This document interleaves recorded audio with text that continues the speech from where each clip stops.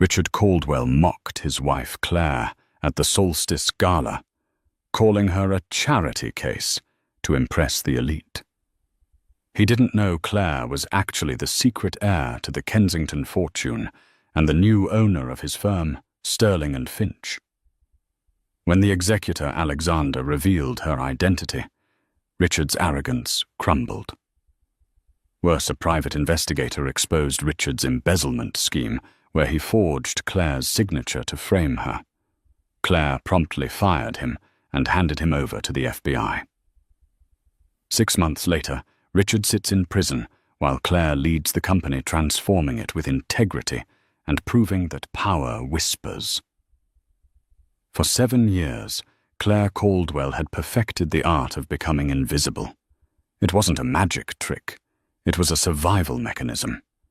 In the sprawling, cold architecture of their minimalist penthouse in downtown Chicago, she moved like a ghost. She knew exactly which floorboards creaked and how to set a coffee cup down on a marble coaster without making a sound. Silence was the only thing that didn't irritate Richard. Richard Caldwell was a man who seemed to have been manufactured rather than born.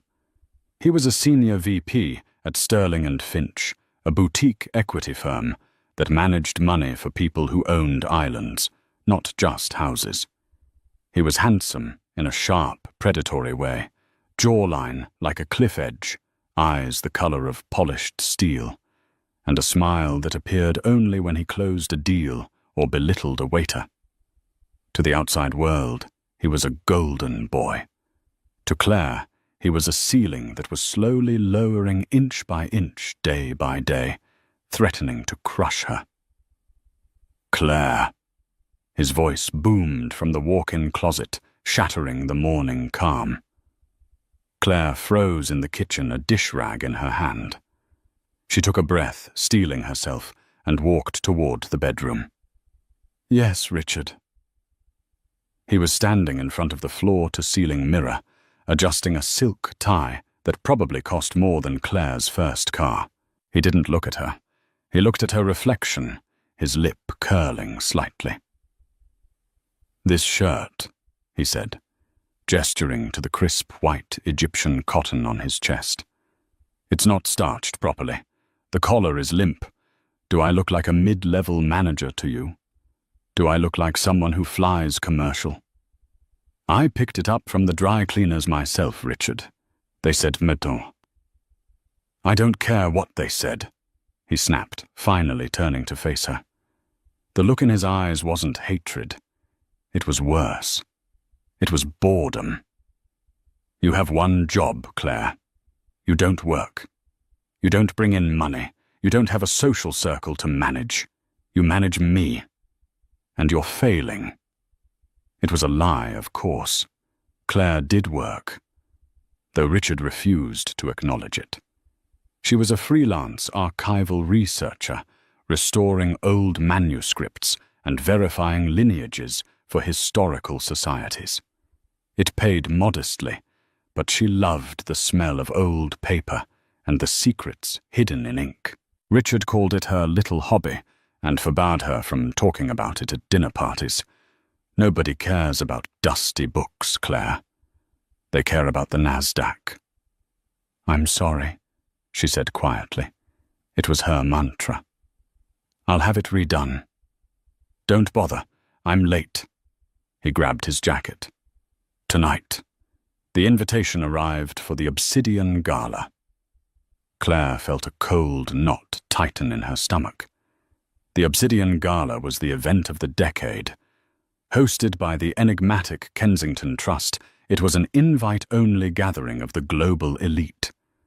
Rumors had been swirling for months that the Trust was finally going to announce the successor to the Kensington fortune, a lineage thought to have died out.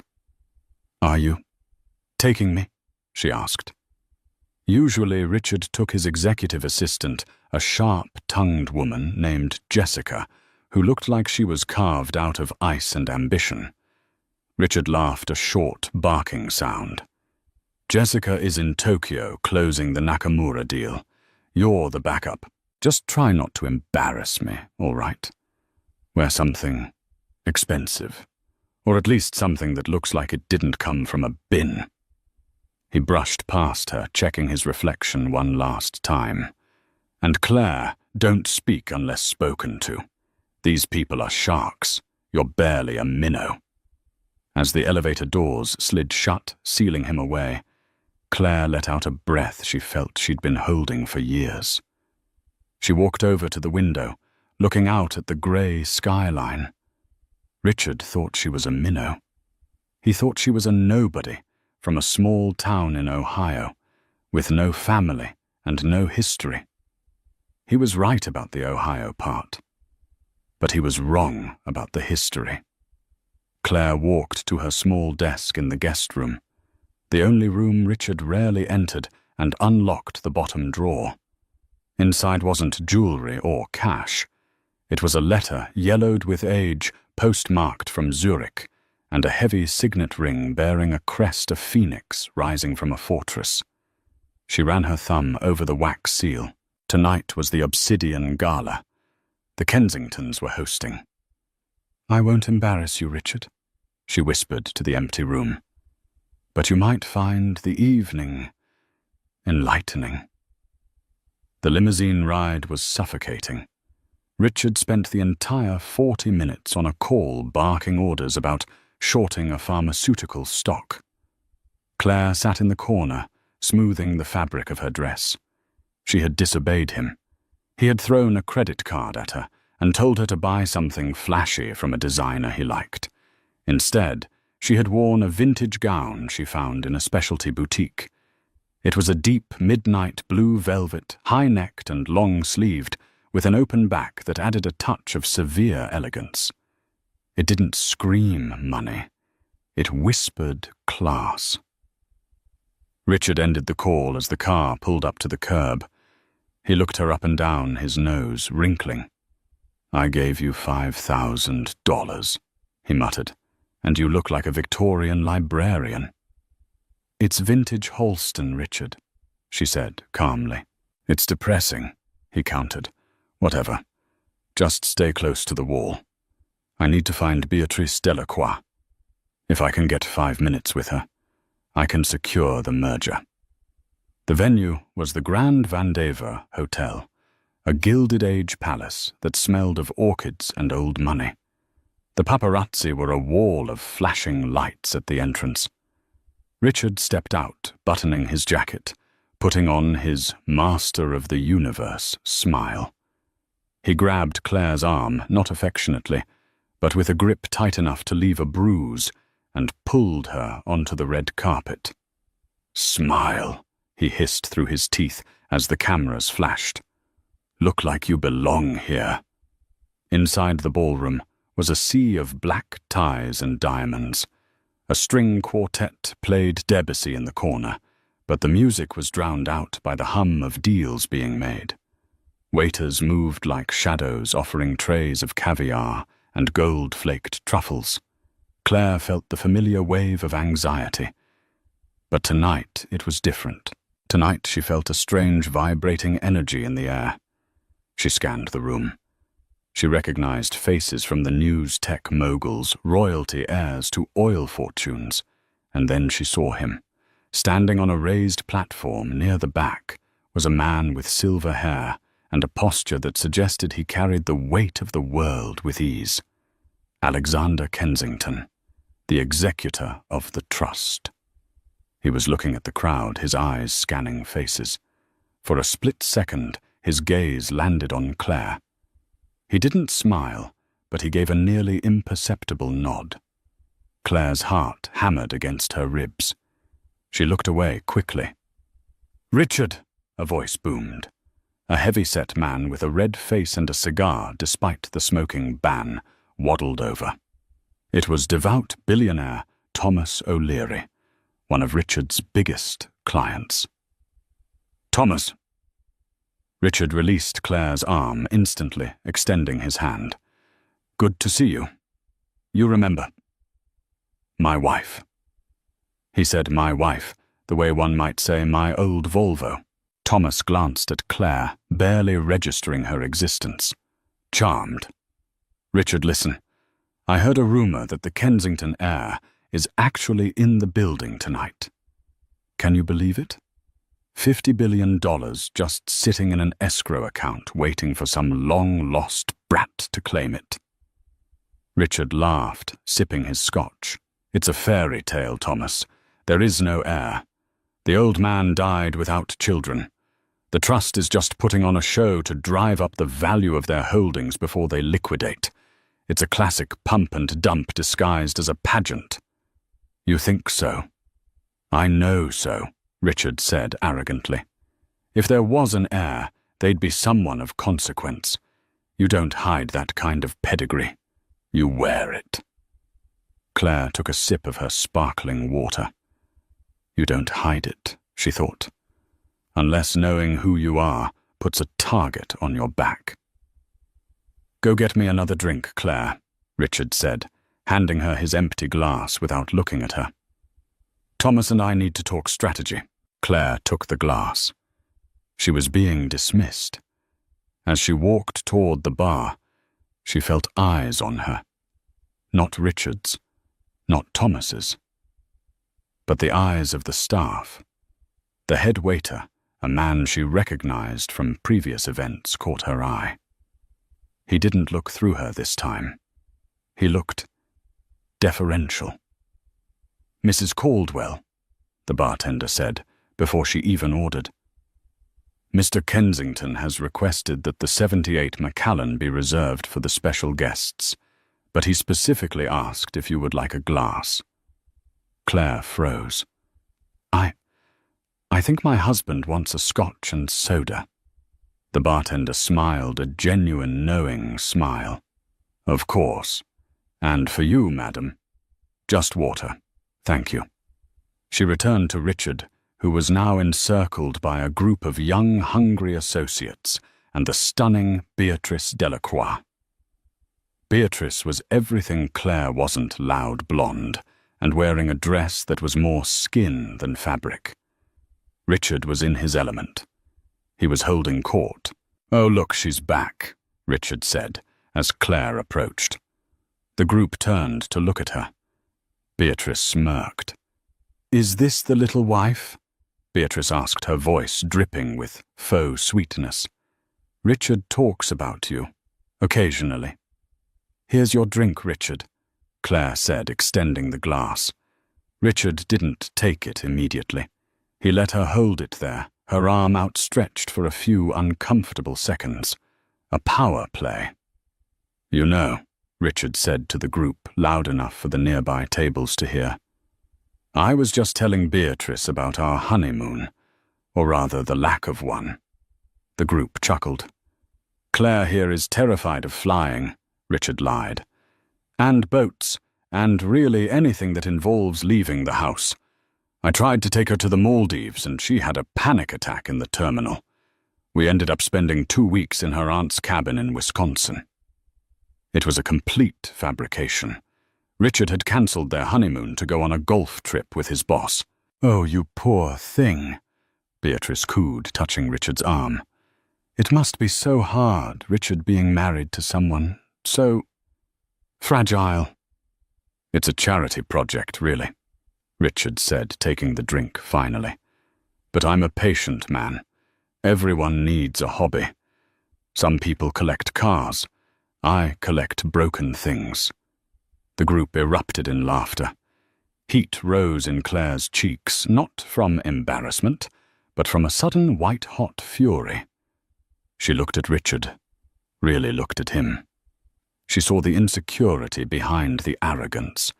She saw a man so desperate to be big that he had to make everyone else small. She was about to speak, to finally say something, when the lights in the ballroom dimmed. A hush fell over the crowd. A spotlight hit the stage. Alexander Kensington walked up to the microphone. Ladies and gentlemen, his voice echoed through the silence.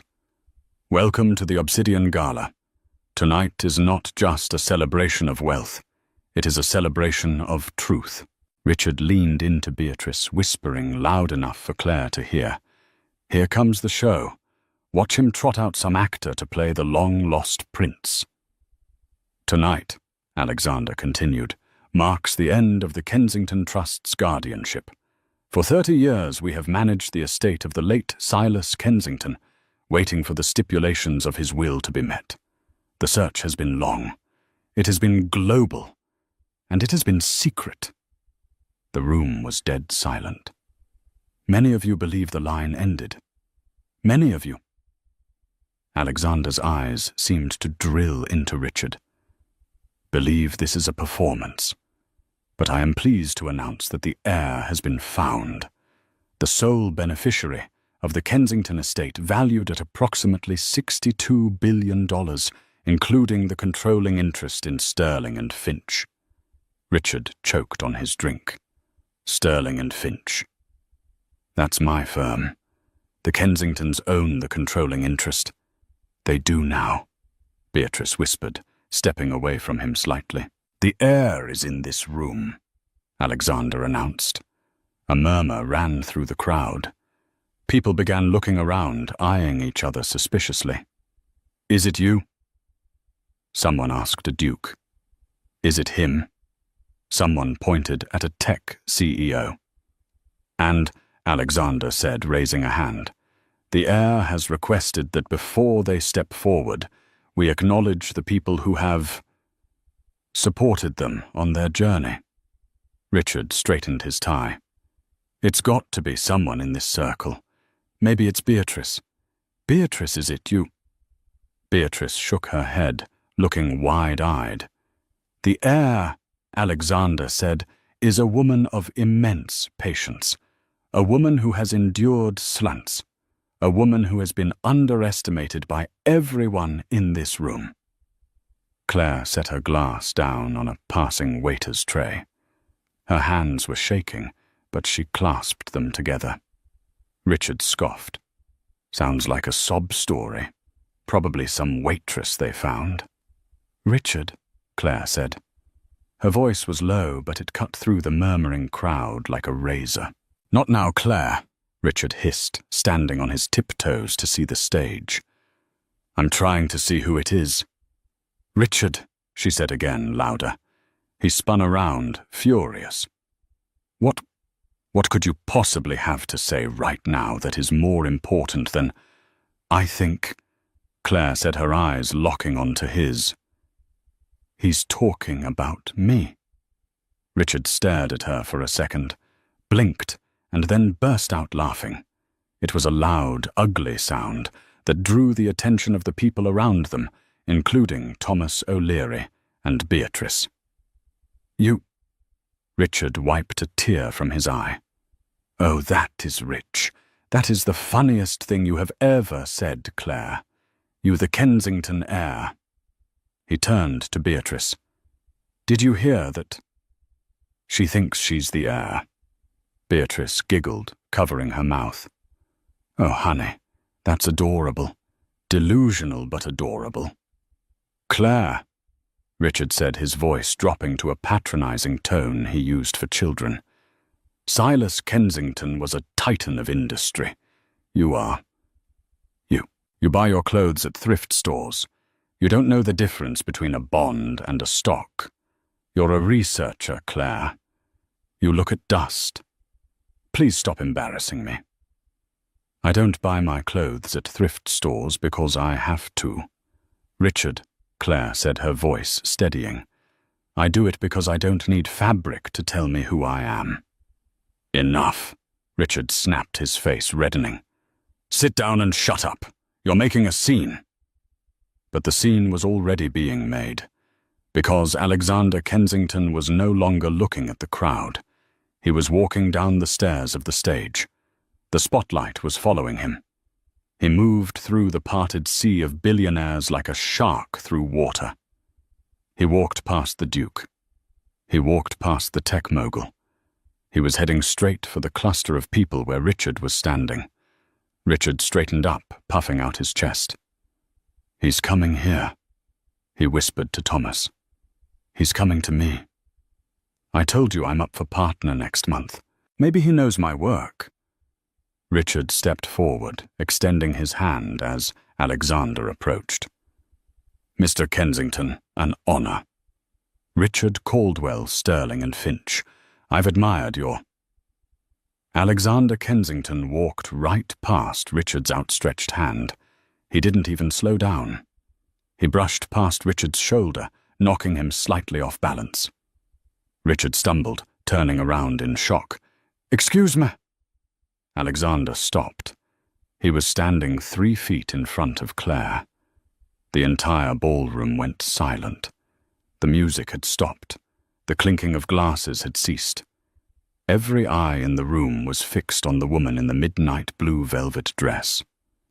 Alexander Kensington bowed. It wasn't a nod.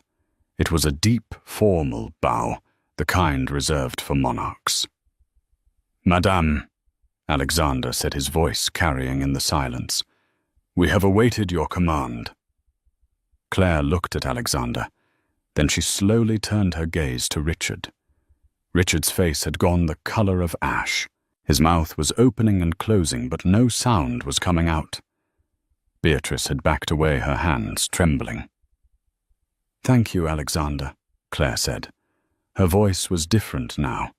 The softness was gone, replaced by a cool, regal authority. "I believe it is time." "Time for what?" Richard squeaked, finding his voice. "Claire, what is this? Is this a prank? Did you hire him?" Claire ignored him. She stepped forward, Alexander falling into step just behind her right shoulder, the position of a bodyguard and advisor. "Alexander," Claire said, "could you please clarify for my husband? Sorry, my current husband, the exact nature of the Sterling and Finch ownership structure." Alexander pulled a document from his jacket pocket. "Certainly, madame. The Kensington estate holds 51% of the voting shares of Sterling and Finch. Effectively, you own the company Mr. Caldwell works for." "I see," Claire said. She turned to Richard. "So, Richard, about that promotion you were expecting." "Claire," Richard stammered, sweat beading on his forehead. He looked around at the crowd, seeing their expressions morph from amusement to shock to calculation. They were realizing the power had just shifted. "Claire, baby, let's talk about this in private. This is a lot to process." "In private?" Claire raised an eyebrow. "Like the way you mocked me in private this morning, or the way you mocked me in public 5 minutes ago." She turned to the crowd. She saw the faces of the people who had laughed at Richard's jokes about her. "Richard loves to tell stories." Claire addressed the group, her voice ringing clear. "He told you I was a charity case. He told you he picked me up from the gutter." She took a step closer to Richard. He actually shrank back. "My mother was Silas Kensington's only daughter," she said. "She left this world because she hated the hypocrisy of people like you, Richard. She wanted me to grow up understanding the value of $1, not just the price of it. I lived simply because I chose to. I married you because I thought you were different. I thought you were ambitious, yes, but decent." She paused, letting the silence hang heavy. "I was researching Richard, but I wasn't researching history. I was researching you." "Me?" Richard whispered. "I wanted to see who you became when you thought no one important was watching," Claire said. "I wanted to see how you treated the minnow, and for 7 years you showed me exactly who you are." "Claire, please." Richard reached out for her hand. "I love you. It was just stress. It's the market. You know how I get." "I do know how you get," Claire said. She looked at his hand, the hand that had pointed at her, dismissed her, waved her away 1,000 times. She didn't take it. Instead, she turned to Alexander. "Miss Kensington, does the firm currently have a morality clause in the senior partner contracts?" "It does, madam," Alexander replied, a hint of a smile on his lips. Section 4, Paragraph 2. Any executive who brings public disrepute to the firm or demonstrates character incompatible with the firm's values can be terminated, immediately, without severance. Richard's knees buckled. He grabbed the edge of a table to stay upright. Claire, you can't. We're married. And that, Claire said, is the next thing I'll be correcting. But first, she signaled to the DJ booth. Turn the music back on.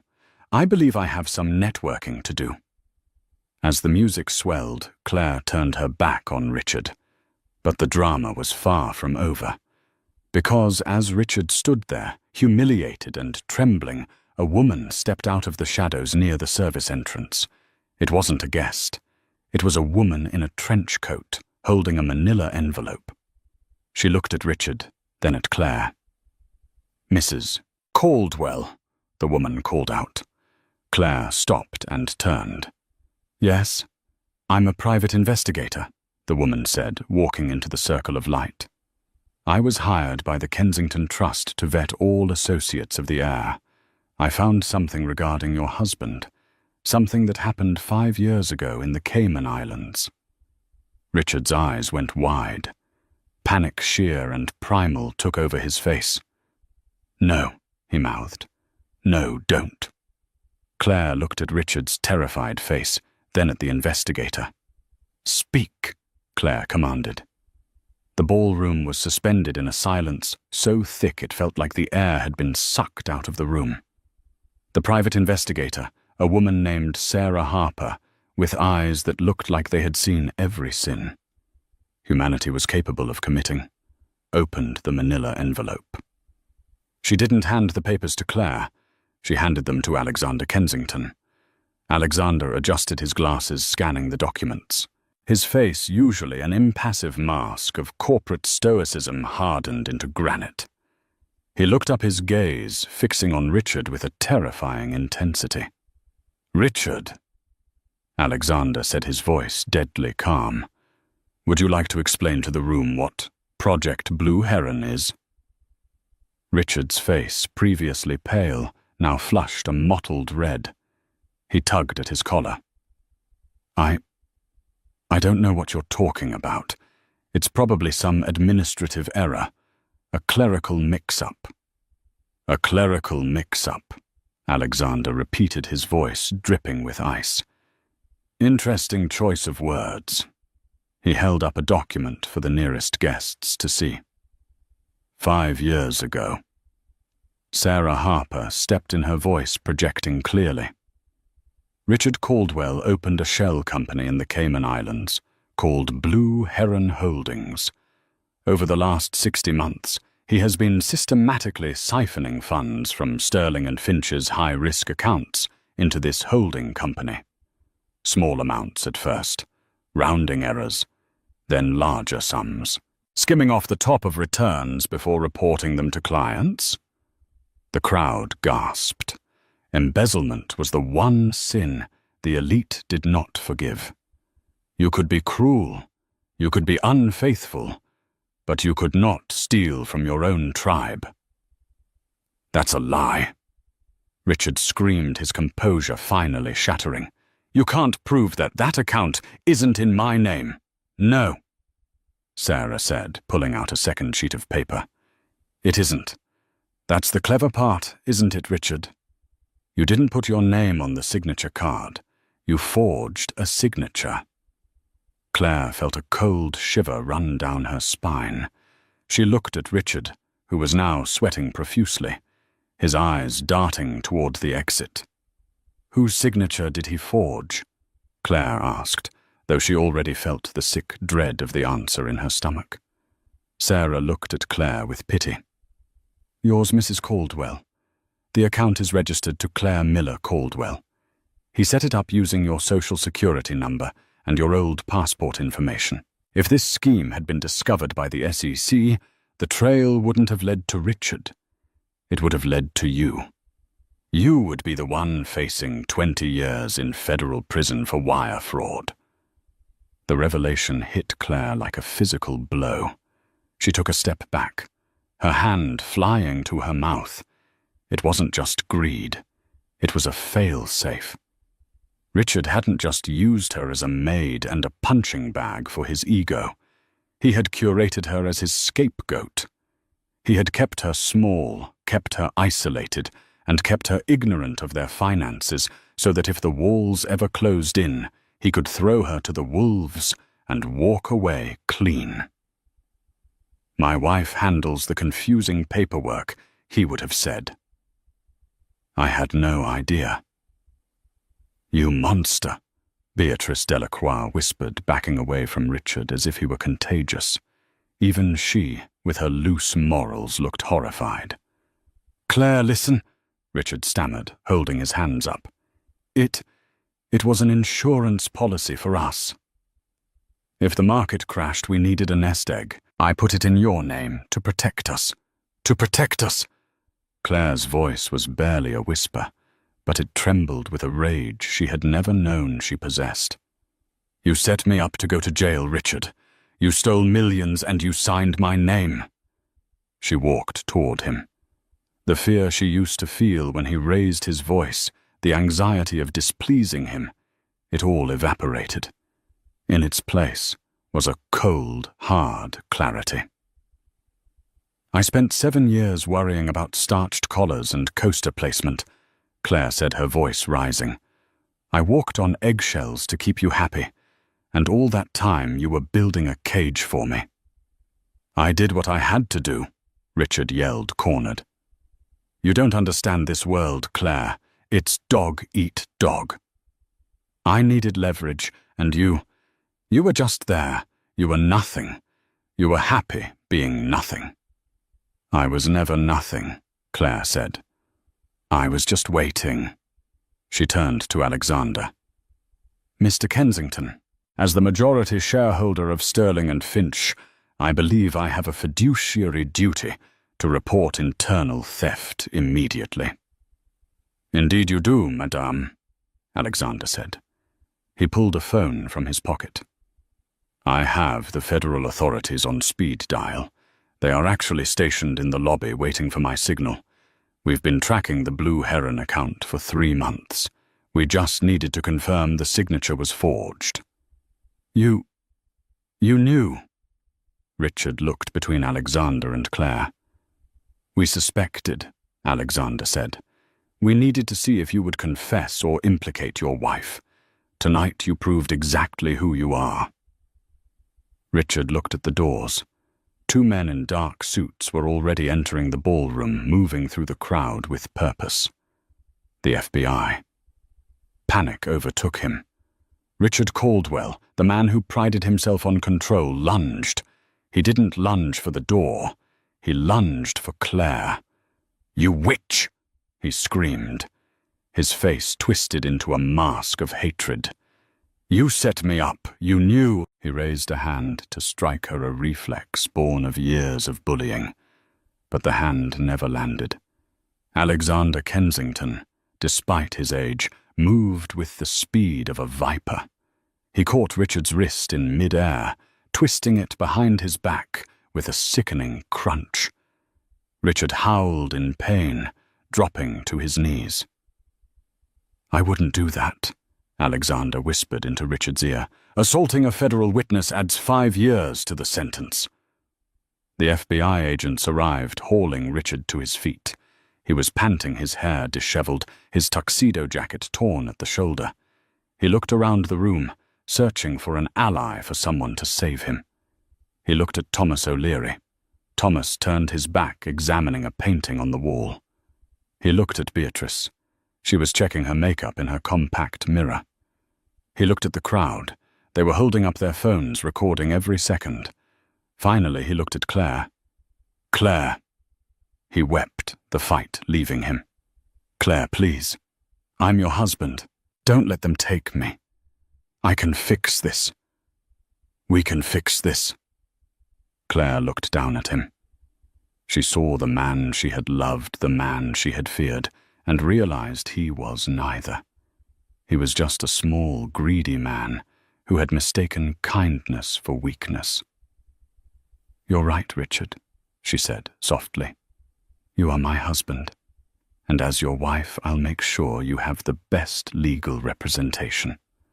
Richard's eyes lit up with hope. "You will, yes."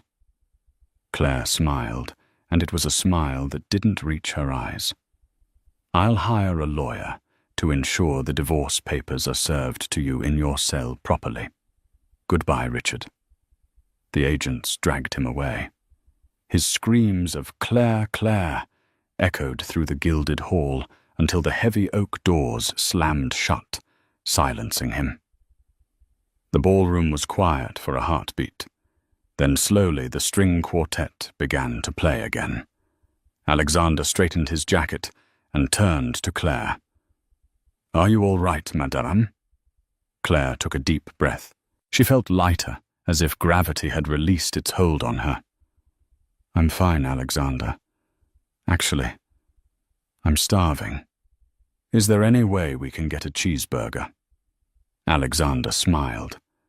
"I own the hotel, madam. We can get you whatever you wish."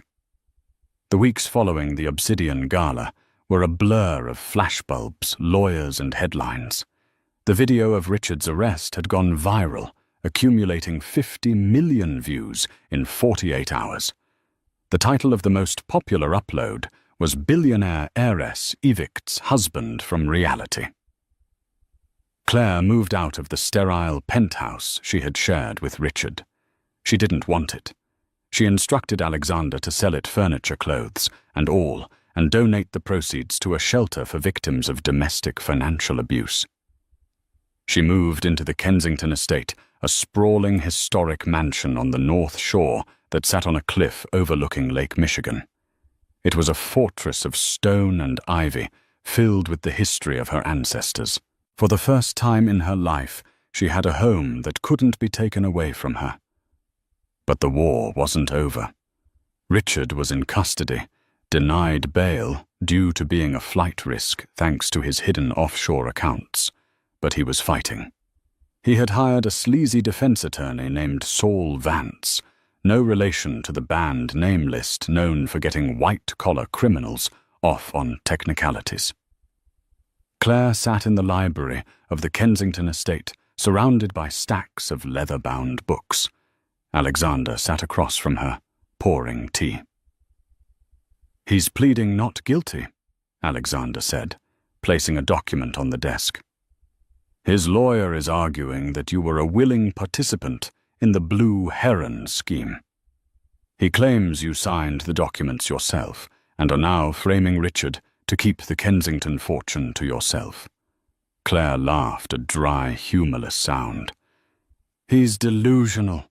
The handwriting experts have already confirmed the forgery." "He knows he can't win on the facts," Alexander warned. "He's trying to win in the court of public opinion.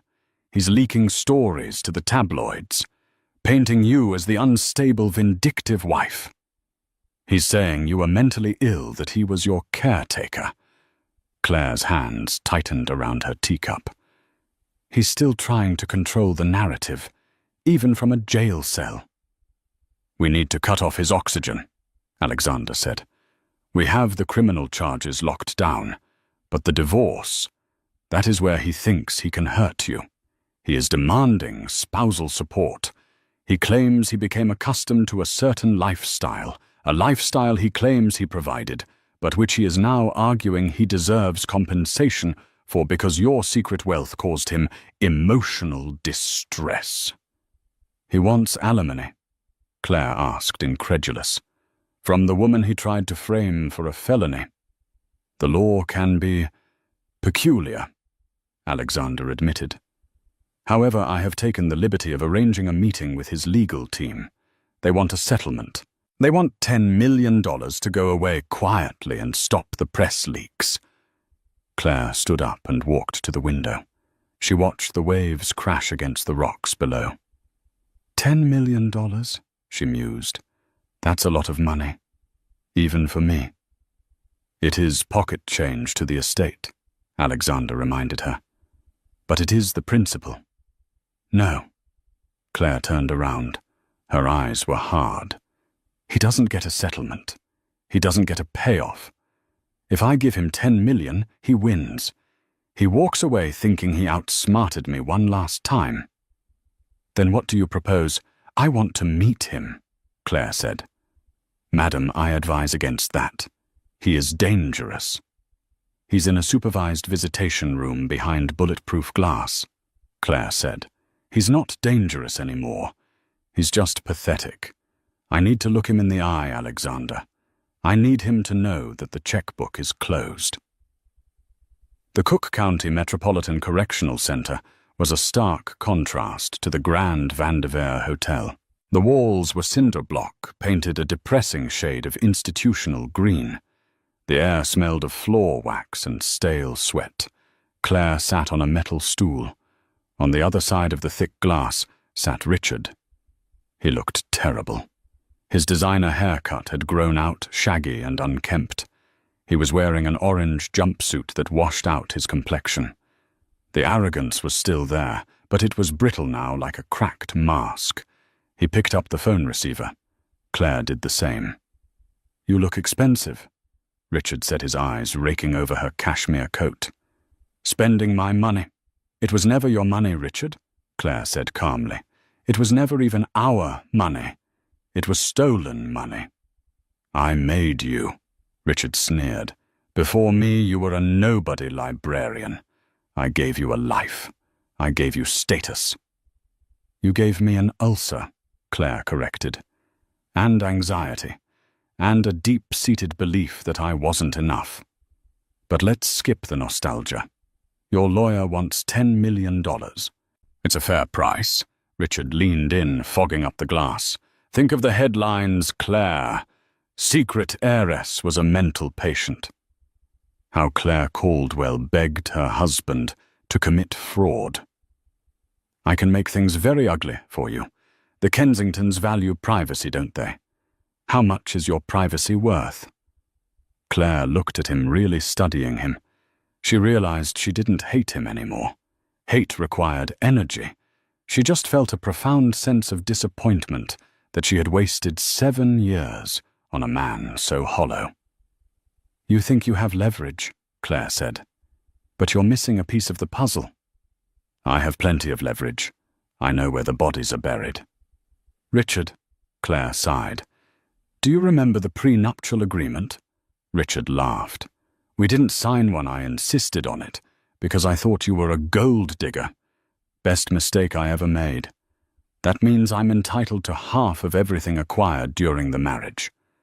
And since you inherited the trust during the marriage—" "Actually," Claire interrupted, "inheritance is generally excluded from marital assets in Illinois. But that's not the point. The point is I didn't sign a prenup. But you signed a morality clause with Sterling and Finch.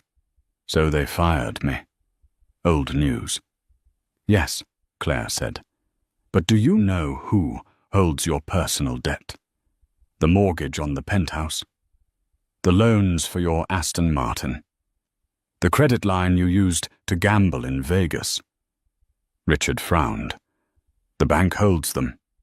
"Not anymore." Claire smiled. "Sterling and Finch bought to the debt packages from the bank last week. It's a common practice for distressed assets." Richard went still. "I own your debt, Richard. All $4 million of it.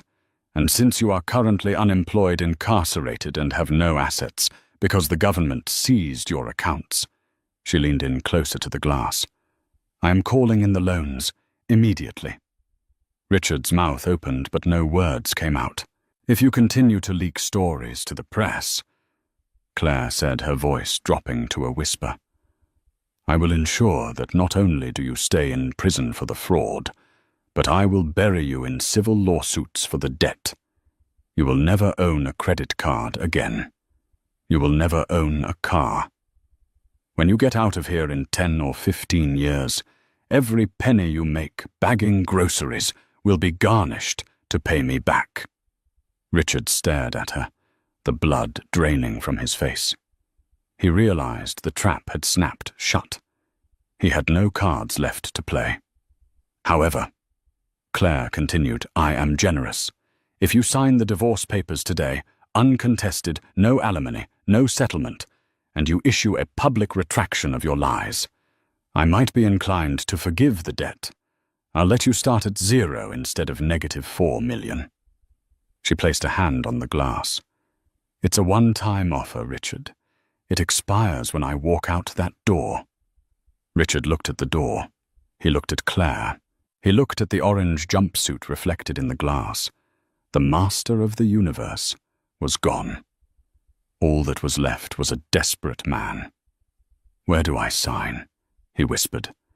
The wind at 50 stories up didn't just blow. It hummed. It was a low vibrational frequency that resonated against the reinforced glass of the Kensington Tower, a sound that Claire had come to associate with freedom.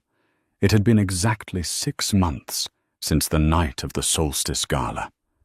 6 months since the world had tilted on its axis, sliding Richard Caldwell off the edge and leaving Claire standing firm at the center. Claire stood on the private terrace of the chairman's suite, her hands resting lightly on the cold limestone railing. The Chicago skyline stretched out before her, a sprawling grid of amber lights and steel canyons, beginning to glow as the autumn sun dipped below the horizon. The air was crisp, biting with the promise of winter, but Claire didn't shiver. She didn't feel the cold the way she used to. She adjusted the cuff of her jacket. She wasn't wearing the invisible grey cardigans of her past life, nor the ill-fitting dresses Richard used to criticize. Today she wore a bespoke suit commissioned from a tailor in Milan, sharp, architectural, and white. Not the white of surrender, but the blinding white of a supernova. Her hair, once pulled back in a severe apologetic bun, was now cut into a sleek, chin-length bob that framed her face with precision. She took a sip of her espresso, the bitter warmth grounding her. From this height, the people down on the street were just specks. Minnows Richard would have called them. But Claire didn't see minnows. She saw the city she now helped shape. In the last half-year, she had cleaned house. Sterling and Finch was no longer the predatory shark tank Richard had thrived in. Under her direction, and with Alexander's ruthless efficiency in executing her vision, they had pivoted. They had divested from the volatility of high-frequency trading and moved into sustainable infrastructure and ethical tech. The old guard, the men who had laughed at Richard's jokes about his charity case wife, had been systematically interviewed, evaluated, and in many cases escorted out of the building with their severance packages and non-disclosure agreements. Claire had learned that mercy didn't mean weakness, but she also learned that keeping toxic people in power was a cruelty to everyone else. The heavy glass door behind her slid open with a soft hydraulic hiss. Claire didn't jump. She didn't flinch. She simply turned, her movements fluid and deliberate. Alexander Kensington stood in the doorway. The wind caught his silver hair, but he looked as impeccable as ever, a tablet tucked under his arm. "The board is gathering, Madam Chairman," Alexander said, his voice cutting through the wind. "The quarterly projections are prepped. They are nervous about the renewable energy acquisition in Nevada, but they will vote whichever way you signal." "They're nervous because they lack imagination." "Alexander," Claire said, stepping back inside the climate-controlled quiet of the office. "They look at a desert and see sand. I look at it and see the future of the power grid. We aren't just managing wealth anymore. We're building a legacy. Make sure Thomas O'Leary knows that if he interrupts me today, I'm buying his golf club and turning it into a public park." Alexander allowed himself a rare, dry chuckle. "I believe Mr. O'Leary has learned his lesson after the last meeting. He is terrified of you, Claire." "Good," she replied. "Fear keeps them honest. Respect keeps them loyal. I'll settle for the former until I earn the latter. She walked toward her desk, a slab of black obsidian that seemed to float in the center of the room. She was ready to head to the boardroom to take her seat at the head of the table, but she noticed Alexander hadn't moved to open the main doors yet. He was lingering a rare hesitation in his posture. "What is it?" Claire asked, pausing. "Is there a problem with the SEC filings?" "No, madame. The filings are perfect," Alexander said. He reached into the inner pocket of his blazer. "The mail arrived while you were on the terrace. Most of it was screened by the assistants as per protocol. But this was marked as personal. It bypassed the filters because of the return address." He held out a white envelope. It wasn't the thick, creamy cotton paper used by their investors. It was cheap, thin wood pulp paper, the kind you could see through if you held it up to the light. The stamp was crooked, and in the top left corner, stamped in red ink, were the words, FCI, Terre Haute, Inmate Correspondence. Claire stared at the envelope. Her heart didn't race. Her palms didn't sweat. She felt a curious detachment, like she was looking at an artifact from a museum exhibit about a civilization that had died out long ago. "From him?" she asked, her voice even. "Richard," Alexander confirmed. "Do you want me to shred it? Burn it? I can have it disposed of before you even touch it." Claire looked at the envelope, then at Alexander. "No," she said softly. "Give it to me." She took the letter. The paper felt gritty against her manicured fingers. She walked over to the floor-to-ceiling window, turning the envelope over. Her name was scrawled on the front. Claire Caldwell. He hadn't used her maiden name, nor had he acknowledged that she had legally dropped his surname weeks ago. To him, she was still a possession. She slid her finger under the flap and tore it open. Inside was a single sheet of lined yellow legal paper. The handwriting, once so sharp and aggressive, the handwriting of a man who signed checks with a flourish, was now cramped and erratic. It slanted downward, as if the words themselves were depressed. She unfolded it and read, "Claire, I have a lot of time to think in here. The lights never really turn off, and it's loud, but in my head, it's quiet. I keep replaying that night at the Gala. I play it back, frame by frame. I keep thinking about what I said to everyone. How I told the room you were nothing. How I told them I saved you. I realized something last night, staring at the ceiling of my cell. I didn't say those things because they were true. I said them because I was terrified they weren't. I needed you to be the minnow, so I could feel like the shark. I needed you to be small, so I could feel big. But you were never the minnow, were you? You were the ocean, vast and deep and dangerous, and I was just an idiot treading water thinking I controlled the tides because I knew how to swim. I'm sorry. Not for getting caught, though I am sorry about that.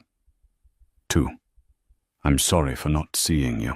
I spent 7 years looking in the mirror, and I missed the only real thing in the room. Claire read the words twice. A year ago, a letter like this would have broken her. She would have wept over the what-ifs. She would have searched for the man she thought she married between the lines of ink. She would have wondered if there was enough love left to salvage the wreckage. But today she felt the words hit her like rain against a window pane. They touched the surface, but they couldn't get inside. The apology was valid. It was perhaps the most honest thing Richard had ever written. But it was too late. It was the apology of a man who had lost his audience, a performer realizing the theater was empty only after the curtain had fallen. He wasn't sorry he hurt her. He was sorry he had underestimated her. There was a difference. She looked up from the paper, her reflection staring back at her in the darkened glass.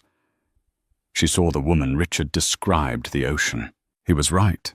She was vast. She was powerful.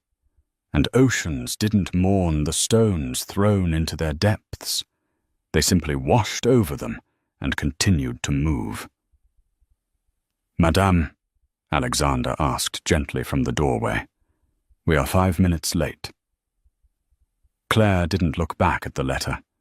She folded it along the existing creases, precise and final. She didn't tear it up. Tearing it up would imply emotion. It would imply anger. And she had no anger left for Richard Caldwell. She had nothing for him. She walked back to her desk and held the letter out to Alexander. "File this," she commanded. "Under legal?" Alexander asked, taking the envelope.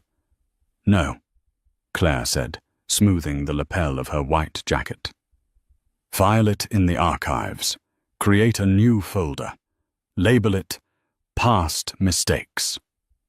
Alexander's lips quirked upward in a ghost of a smile. He understood. It wasn't a weapon anymore. It was just paperwork. "Very good, madame." And Alexander, "Yes. Send a note to the prison warden. Tell him that Mr. Caldwell's commissary account is to be frozen.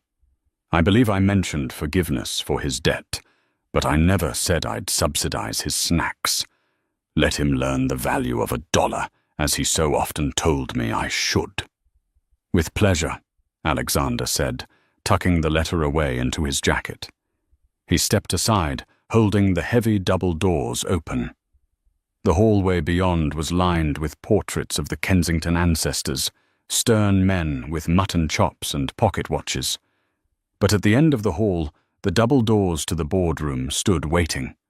Claire could hear the low murmur of voices from inside. The 20 most powerful men in Chicago were in that room waiting for her, waiting for the charity case, waiting for the librarian. She took a breath. It wasn't a nervous breath. It was fuel. The sound of her heels on the marble floor was a rhythmic, authoritative percussion as she walked down the hall. Click, click, click. As she reached the boardroom, the doors swung open. The conversation inside ceased instantly. 20 heads turned. 20 spines straightened. The rustle of expensive fabric filled the air as one by one the board members stood up. It wasn't a courtesy. It was a reflex. Claire walked to the head of the long mahogany table. She didn't sit immediately.